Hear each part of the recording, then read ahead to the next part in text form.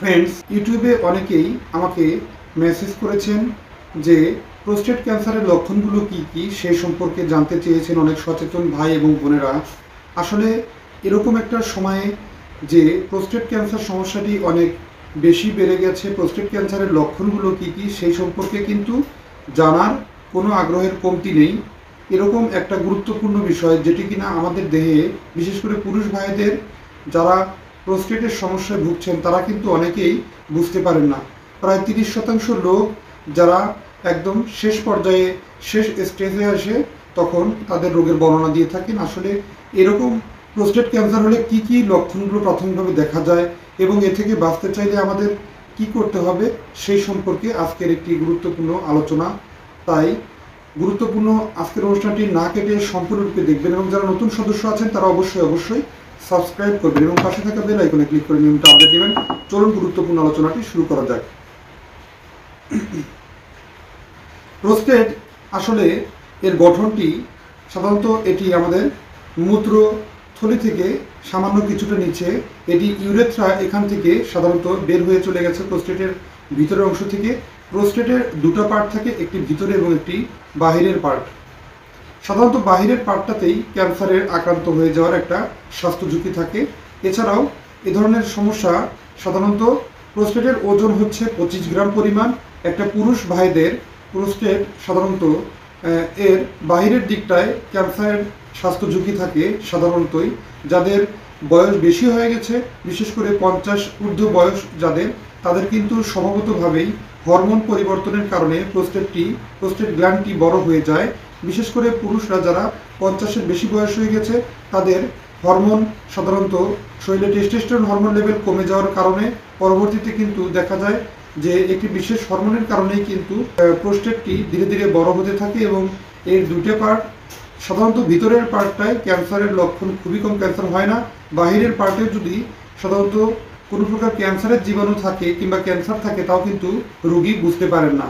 সাধারণত এর বিশেষ কিছু লক্ষণগুলো অনেক বেশি পরিমাণে আমাদের জানা জরুরি।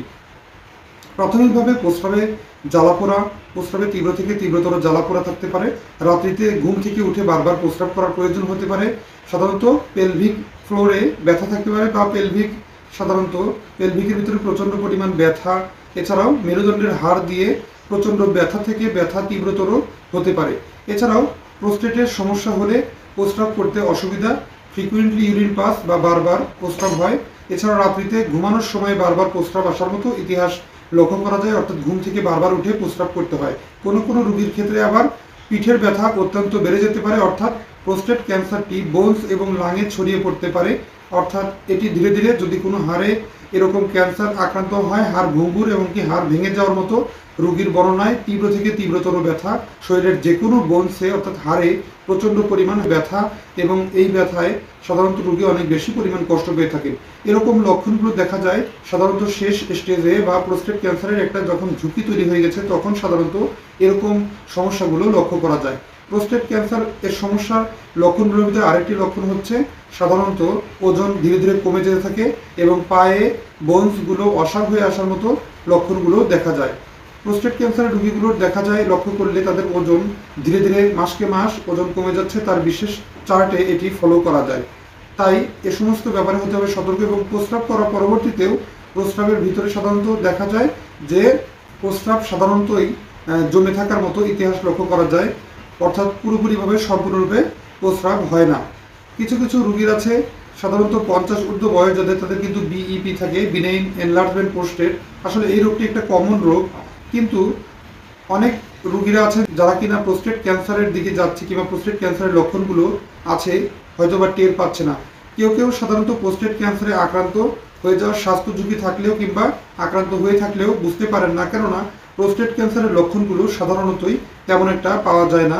পরবর্তীতে প্রোস্টেট ক্যান্সার ধরা পড়লে বিষণ্ণতায় ভুগে থাকেন। আসলে প্রোস্টেট ক্যান্সার আপনাকে ভয়ের কারণ নেই, সঠিক চিকিৎসা এবং সঠিক কিছু পরীক্ষা নিরীক্ষা করার পরে রেডিওথেরাপি এবং বিভিন্ন আধুনিক চিকিৎসা বিজ্ঞানের সফলতায় কিছু পরীক্ষা নিরীক্ষা এবং কিছু চিকিৎসা গ্রহণ করলেই কিন্তু আপনি ধীরে ধীরে স্বাভাবিক অবস্থায় অনেক লম্বা সময় পর্যন্ত সুস্থ থাকতে পারেন। এজন্য ভয়ভীতি কিংবা টেনশনের কোনো কারণ নেই। কারো কারো ক্ষেত্রে প্রোস্টেটের ক্যান্সার হলে মূত্রথির প্রস্রাব দিয়ে সাধারণত অনেক পরিমাণে রক্তের মতো যায়। কারো ক্ষেত্রে আবার বীর্য থেকেও সাধারণত এর ভিতরে রক্তের উপস্থিতি লক্ষ্য করা যায়। এই সমস্ত বিষয়গুলো লক্ষ্য করলেই আপনি প্রাথমিকভাবে যদি এরকম সমস্যা দেখতে পান, কিংবা প্রস্রাবে ঘন ঘন জ্বালাপোড়া করা, রাত্রিতে ঘুমানোর সময় বারবার উঠে প্রস্রাব করা, পিঠের হাড়ে, মেরুদণ্ডের হাড়ে প্রচণ্ড তীব্র থেকে তীব্রতর ব্যথা অনুভূত হয়, এমনকি হাতে পায়ের বোনসেও ব্যথা অনুভূত হতে পারে, এক্ষেত্রে হতে হবে অত্যন্ত সতর্ক এবং স্বাস্থ্য সচেতন।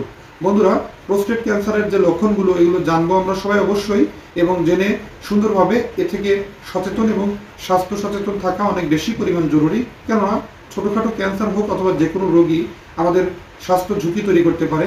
এই সমস্ত বিষয়গুলো অবশ্যই মেনে সতর্ক থাকবে, এবং এরকম লক্ষণগুলো দেখা দিলে আপনি অবশ্যই আপনার নিকটস্থ কোনো অবশ্যই মেডিকেল চেক আপ সেন্টার একজন রেজিস্টারপ্রাপ্ত চিকিৎসকের সাথে পরামর্শ করে সঠিক চিকিৎসা নিলে ধীরে ধীরে কিন্তু অতি দ্রুত সুস্থ স্বাভাবিক অবস্থায় ফিরতে পারেন। ধন্যবাদ। আজকের অনুষ্ঠানটি এ পর্যন্তই। পরবর্তীতে নতুন কোনো আয়োজন নিয়ে এসে হাজির হবো। সে পর্যন্ত ভালো থাকবেন, সুস্থ থাকবেন, আর সময়ের স্বাস্থ্য কথার সাথেই থাকবেন। আল্লাহ হাফেজ।